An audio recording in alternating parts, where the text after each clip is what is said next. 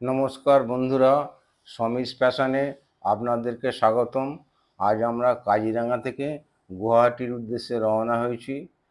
এখন আমরা saffron spice নামে একটি রেস্টুরেন্টে ঢুকলাম।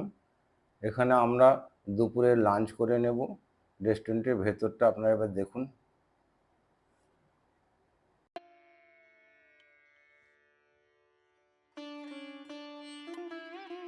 এখানকার খাবার খুবই সুস্বাদু ছিল, বিশেষ করে ধোসাটি। এখন আমরা কামাখ্যা মন্দির চত্বরে চলে এসেছি। বাঁদিকে দেখুন সারি সারি দোকান আছে। এই দোকানগুলি থেকে আপনারা পূজার ডালা অর্থাৎ পূজার সামগ্রী কিনে নিতে পারেন। ডালা 50 থেকে 500 টাকার মধ্যে পাওয়া যায়।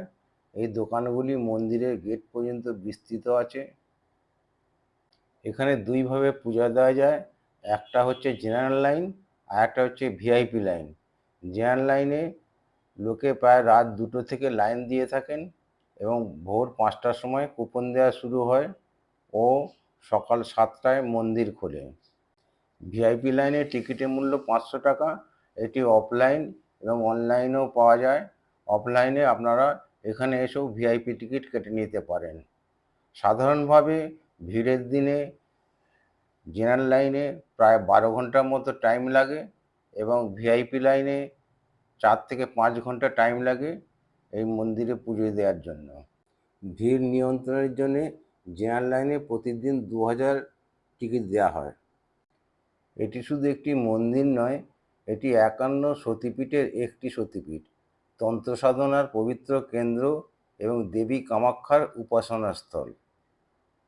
আমরা মন্দিরের বাইরে থেকে অর্থাৎ প্রতিমূর্তিতে পুজো দেওয়ার জন্য এখানে পুজোর ডালা কিনলাম এবং মন্দিরের ওঠার সিঁড়ি দিয়ে আমরা উপরের দিকে উঠছি। এই মন্দিরটি নীলাচল পর্বতের উপর অবস্থিত। পুরাণ অনুসারে এই স্থানটি সেই পবিত্র 51টি শক্তিপীঠের একটি, যেখানে সতীর দেহাংশ পতিত হয়েছিল। দেবী সতী মহাদেবের পত্নী যখন পিতার যজ্ঞে অপমানিত হন তখন তিনি আত্মাহুতি দেন। শিব তখন তার দেহ বহন করে বিশ্ব পরিক্রমা শুরু করেন। তখন ভগবান বিষ্ণু সুদর্শন চক্র দিয়ে সতীর দেহ খণ্ড বিখণ্ড করেন। বিশ্বাস করা হয় সতীর যোনিদেহ সেখানে পতিত হয় এবং সেই কারণে কামাখ্যা মন্দির এতটা শক্তিশালী ও গোপনীয় শক্তির কেন্দ্র।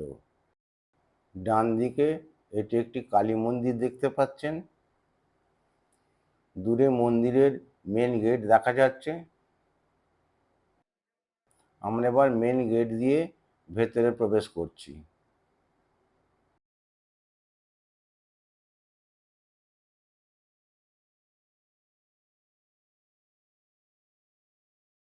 দূরে মা কামাখ্যার মূল মন্দিরটি দেখা যাচ্ছে।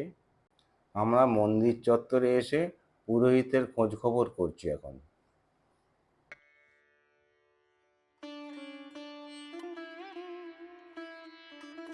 সামনে মূল মন্দিরটি দেখতে পাচ্ছেন। বর্তমান মন্দিরটি 1600 শতকে কুচবিহারের রাজা বিশ্বসিংহ এবং তার পুত্র নরনারায়ণ পুনরায় নির্মাণ করেন। এটি নীলাচল পর্বতের উপরে অবস্থিত, যা ব্রহ্মপুত্র নদীর পাশে এক অপূর্ব প্রাকৃতিক সৌন্দর্যযুক্ত স্থান। মন্দিরটি গম্বুজাকৃতির ছাদ, খোদাই করা স্তম্ভ এবং অলঙ্কৃত দরজাগুলি কামরূপীয় স্থাপত্যশৈলীর দৃষ্টান্ত। এখানে গর্ভগৃহে কোনো মূর্তি নাই। সেই স্থানে রয়েছে একটি প্রাকৃতিক পাথর, যেখান দিয়ে জল ঝরে পড়ে এবং এটাই মায়ের মূর্তি হিসেবে পূজা করা হয়।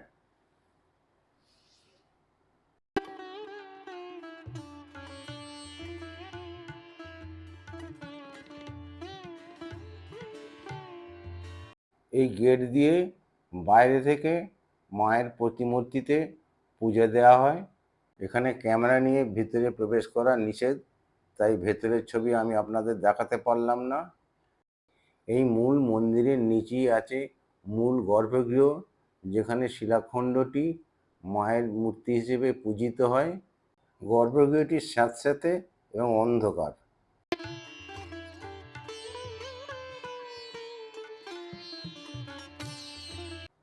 এই মন্দিরে দেবী কামাখ্যা পূজিত হন একজন যৌনতা, শক্তি ও সৃজনশীলতার দেবী হিসাবে।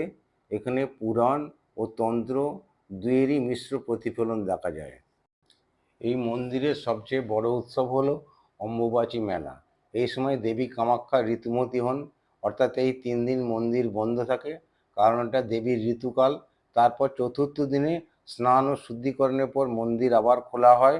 এই অম্বুবাচী উৎসবের সময় লক্ষ লক্ষ ভক্ত, তান্ত্রিক, সাধক এবং পর্যটক এখানে আসেন আশীর্বাদ ও শক্তি লাভের আশায়।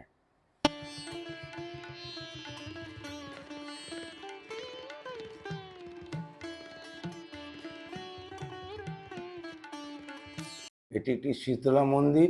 লাল বস্ত্র পরিহিত আমাদের পুরোহিত মহাশয়কে দেখতে পাচ্ছেন।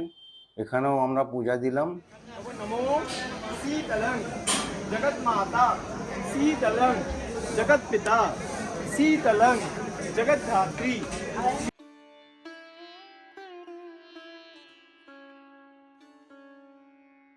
বাম দিকের যে ঘেরা অংশটি দেখতে পাচ্ছেন, এখানে যাত্রীরা পুজোর জন্য লাইন দিয়ে থাকেন।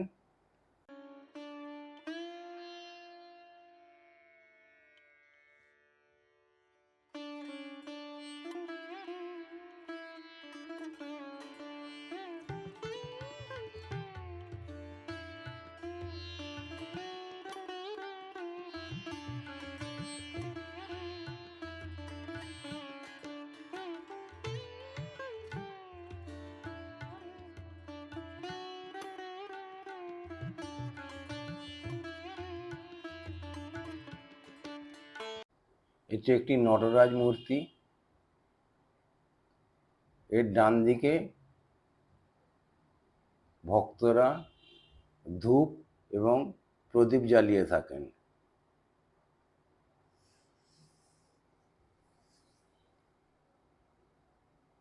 বাম দিকে দেখুন শিব ও সতীর মূর্তি আছে এখানে। ভারতে 51টি প্রধান শক্তিপীঠের মধ্যে উল্লেখযোগ্য কয়েকটি হল কাশী উত্তরপ্রদেশ, সতীর কান; দক্ষিণেশ্বর পশ্চিমবঙ্গ, সতীর ডান পা; তারাপীঠ পশ্চিমবঙ্গ, সতীর তৃতীয় নয়ন বা চোখ; কামাখ্যা অসম, সতীর যোনি; কালীঘাট কলকাতা, সতীর ডান পায়ের অঙ্গুলি; হিংলাজ বর্তমানে পাকিস্তানে, সতীর মাথা; ভুবনেশ্বর অওধ উত্তরপ্রদেশ, সতীর চিবুক; জয়ন্তী অসম, সতীর বামুডু। আমাদের মন্দিরে পুজো দেওয়া হয়ে গেছে। এবার আমরা মন্দির থেকে বাইরের দিকে আসছি। তন্ত্র সাধনার অন্যতম গোপন কেন্দ্র হলো কামাখ্যা। বহু সাধক এখানে সাধনা করতে আসেন। এখানে বিভিন্ন গুহা ও নির্জন স্থান আছে, যেগুলি সাধনায় লিপ্ত ব্যক্তিদের জন্য পবিত্র বলে মানা হয়। বিশেষ তথ্য: কামাখ্যা মন্দির শুধু হিন্দুদের জন্য নয়, বিশ্বজুড়ে বিভিন্ন আধ্যাত্মিক অনুগামীদের জন্য এক আকর্ষণীয় স্থান। এটি নীলাচল পাহাড় বা নীলাচল গিরিতে অবস্থিত।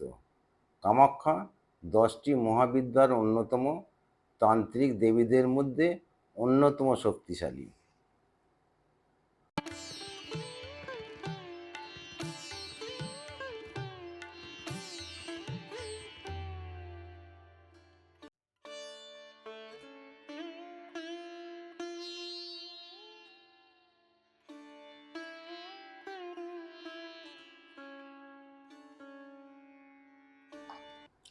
কামাখ্যা মন্দির শুধু ধর্মীয় স্থান নয়, এটি শক্তি, নারীত্ব ও সৃজনশীলতা ও আধ্যাত্মিকতার এক আশ্চর্য মিলনস্থল। আপনি যদি কখনো গুয়াহাটি যান, এই মন্দির অবশ্যই দর্শন করবেন। এখানে বিনামূল্যে মায়ের অন্নপ্রসাদ বিতরণ করা হয়, যাতে খিচুড়ি, পায়েস ও অন্যান্য শাকসবজি থাকে। দুপুর 12টা থেকে 4টে পর্যন্ত এই কুপন দেওয়া হয়। আপনারা এখন ব্রহ্মপুত্র নদী দেখতে পাচ্ছেন। এই ব্রহ্মপুত্র নদীর মাঝখানে পিকক আইল্যান্ডে উমানন্দ টেম্পল আছে।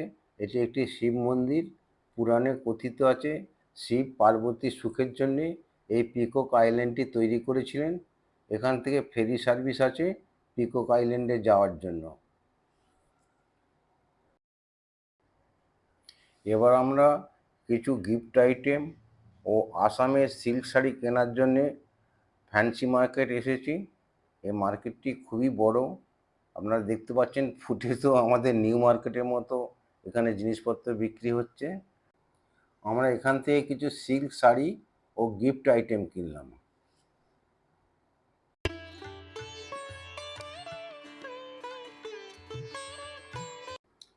এবার আমরা আমাদের হোটেল ট্রিবো কাশবিজয়ে চলে এসেছি। এখানে রাত্রিটি থাকবো এবং কাল সকালে ব্রেকফাস্ট করে আমরা এয়ারপোর্টে যাব কলকাতা যাওয়ার উদ্দেশ্যে। এবার আপনাদের হোটেলের ভেতরটা দেখাচ্ছি। খুবই সুন্দর হোটেল। এখানে রুম রেন্ট নিয়েছিল ৩,২৫১ টাকা পার রুম। আমাদের দুটি রুম বুক করা হয়েছিল, তাই জিএসটি নিয়ে আমাদের খরচ পড়েছিল ৬,৫০২ টাকা ১০ পয়সা। এর মধ্যে কমপ্লিমেন্টারি ব্রেকফাস্ট ইনক্লুডেড।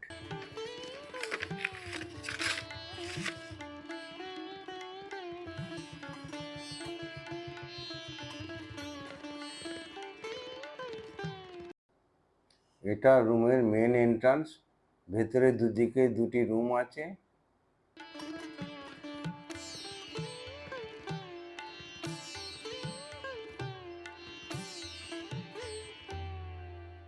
এই জায়গাটা খুবই প্রশস্ত। এখানে বসবার ব্যবস্থা আছে।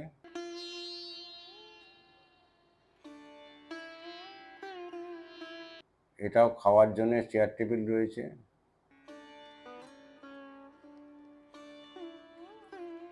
বাঁ দিকে ও ডান দিকে দুটো রুমই আমরা নিয়েছি। এখানে বেসিন মুখ ধোয়ার জন্য। এখানে চা করার সরঞ্জাম আছে।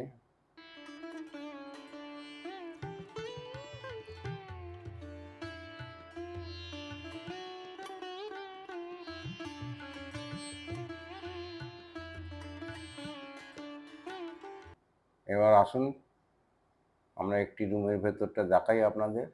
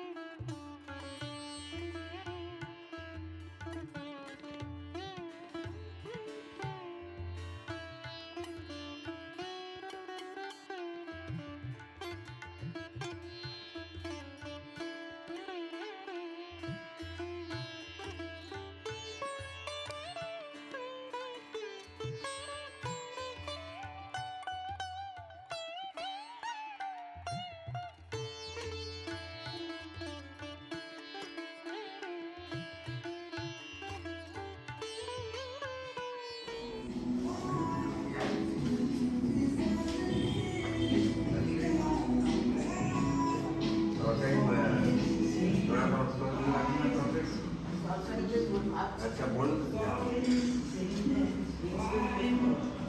হ্যাঁ হ্যাঁ বলুন। মিষ্টি কি আছে? মিষ্টি ডেজার্ট কি আছে? ডেজার্ট কিছু নেই। ডেজার্ট নেই। No dessert.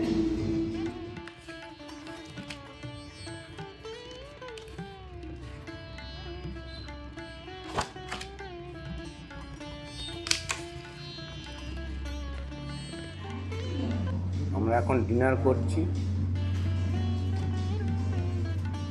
আমরা এখন কমপ্লিমেন্টারি ব্রেকফাস্ট খাচ্ছি।